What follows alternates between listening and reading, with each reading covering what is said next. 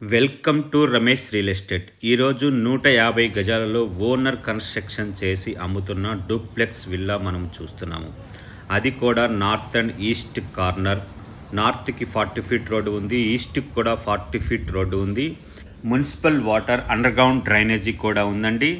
Schools, shopping malls అన్నీ కూడా చాలా దగ్గరగా ఉన్నాయి. బస్ స్టాప్కి కూడా చాలా దగ్గరగా ఉంది.